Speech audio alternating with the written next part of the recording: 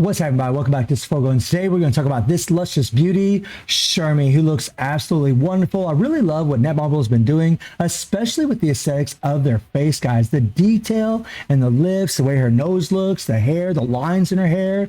Just an absolutely beautiful looking character and a very sought after waifu. And I can tell you guys that she is very, very strong, even at level 90, super powerful, which really is no surprise in all honesty. In King of Fighter All-Star, it isn't a surprise at all because characters have just been getting stronger and stronger and stronger. A little spoiler there for you guys, but this character is pretty unique because, you know, what she does is, well, one, she has decreased damage received by 80% when her HP is below 60%, adding to her survivability, and then she also has the immunity core. I honestly would have liked to seen her had a critical hit shield that would have aided in her survivability a little bit, because if you're not careful, she can die because she has low defenses being an attack type fighter, but still pretty damn decent. She is immune to darkness, which really helps against nightmare geese. And then she also increased her own critical rate up to 15%, critical damage up to 300% whenever she lands a skill on a shocked enemy, which is a massive buff for the character. And then she activates Thunder God's Punishment upon using 4 active skills to deal 5,000%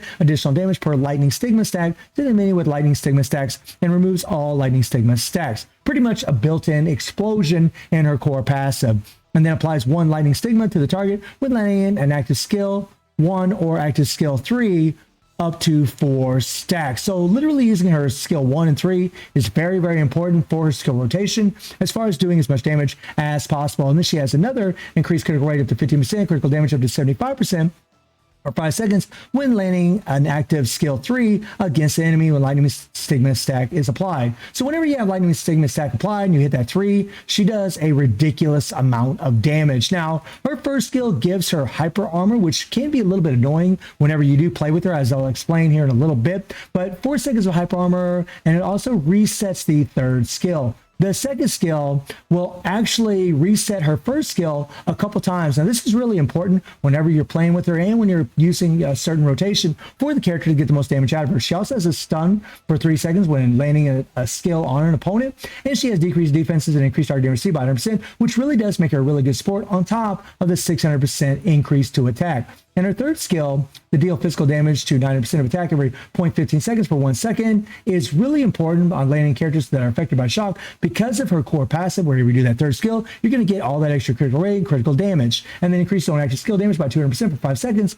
up to 600%. So she literally has 1200% increase to attack in her kit. And then the PvP exclusive remove target damage immunity, apply damage immunity, disable for 10 seconds by landing skill. It's going to be super OP, especially against characters that are using damage immunity in PvP.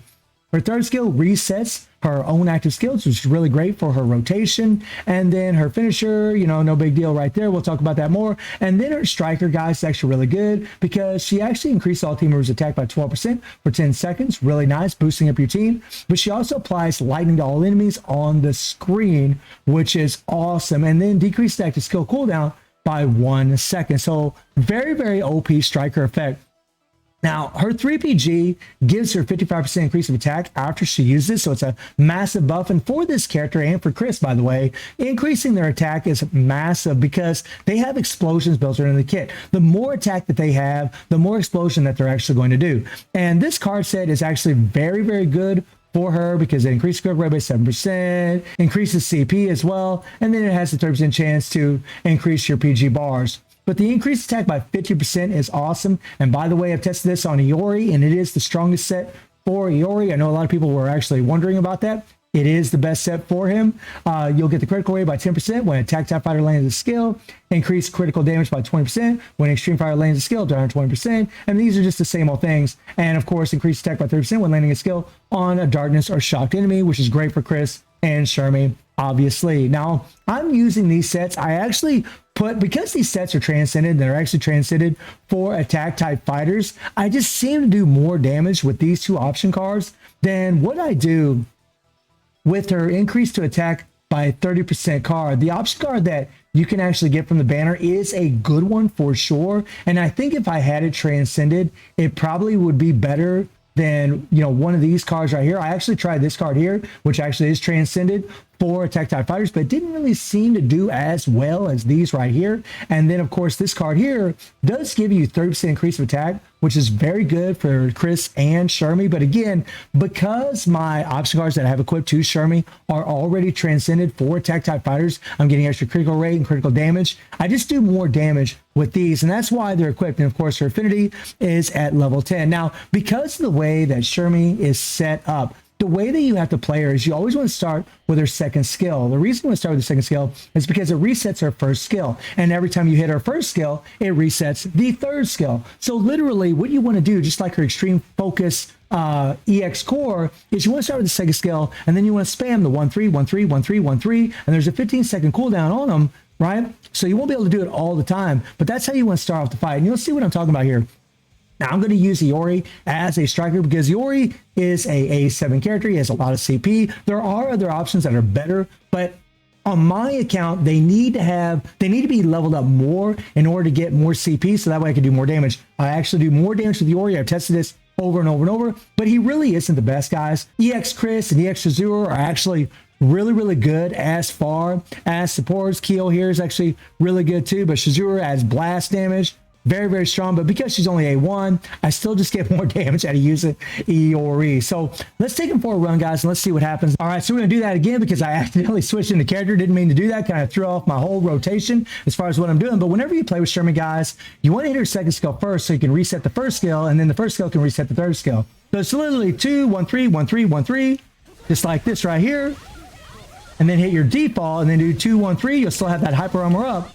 And you can just go back into your 2, 1, 3. Like I just did, and do a 3PG. Now, there is a 15-second cooldown on this. Now, after your 3PG, you may have to do a little dodging like what I just did there, so that way you can increase your survivability. And it's also a good idea when you're playing against geese to always like make sure the meter is already, like geese is already standing and he's not stunned whenever you do your 3PG. That way you can kind of break the meter a little bit.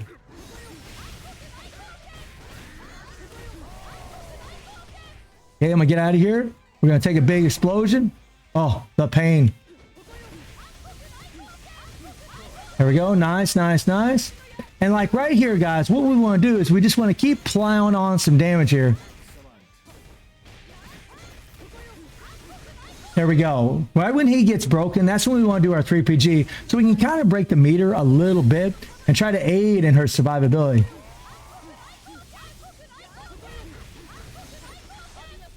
All right. All right, that isn't what we want to do. Whoa, get out of there, get out of there, get out of there. And we're just going to do some basic attacks. Now, this isn't the best run by any means, guys. I've actually done more damage than this. Like 50 billion, though, is pretty good. I've actually done 60 billion in a run halfway through this, but you will find that Shermie is kind of inconsistent.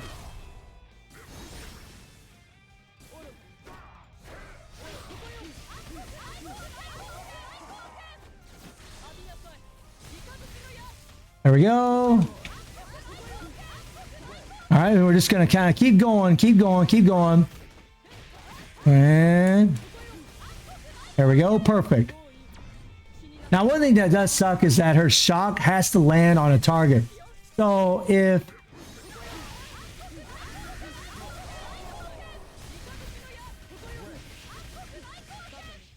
we're going to die now. Boom. But yeah, that's kind of the thing about the girl, right? She really needs a shield to increase her survivability a little bit. I would like to see a little bit more from her. Obviously, if she's leveled up, it's going to be a lot easier. If you change your strikers, it's going to be easier to break the meter. But she can do a full solo in there if I sit and play and play and play. Or if I use, like, say, a healing striker, I can't come in here now because the reset is having. But if I use a healing striker, it would be really, really easy to keep her alive because she does have that immunity core. But I do like Shermie, and I do like that she has a very different kit from other characters in the game, but I really don't like the whole spam 1-3, 1-3, 1-3. I'm just not really into it myself. And whenever you unlock her EX core, that's exactly what you're going to do because she has extreme focus, where you're going to be doing the 1-3, 1-3, 1-3 over and over and over. And personally, guys, whenever you have to spam, like the thing is, we get spoiled with characters that have concentration. So because we just hit one skill and literally start plowing a bunch of damn damage with them, right? Whereas characters where you have to spam,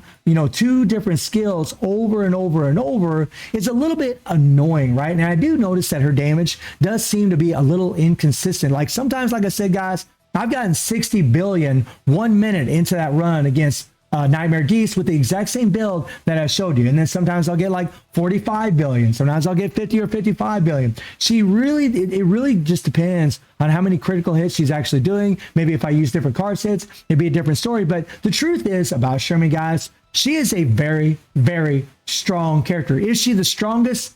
I don't really know. Some people say yes, some people say no. It's really hard for me to say whenever she's at level 90, right? But not every character needs to be the strongest, right? As long as they're powerful, they can get it done, do a really good amount of damage. And we'll see how she performs in that Aegis challenge, because I'm pretty sure that her and Chris are going to perform pretty damn well in that. In fact, maybe the Aegis challenge will be weak against Explosion. And if that is the case, then Shermie and Chris are going to be absolutely insane in that thing. But we're just going to have to wait and see what they do with the Aegis challenge. But honestly, guys, so far so good when it comes to Shermie. I just would have liked to seen a little bit extra survivability for the character, maybe like a heal, like what she has on the other EX version of herself, or a critical hit shield, something like that would have helped a little bit as far as, you know, having that survivability. But let me know what you guys think about Shermie, and I do stream on Twitch at 9 p.m. GD+7 time. The link is in the description below, and I hope you enjoyed the video. Thank you for watching. Y'all take care and have a good one. See you, everybody. Take care.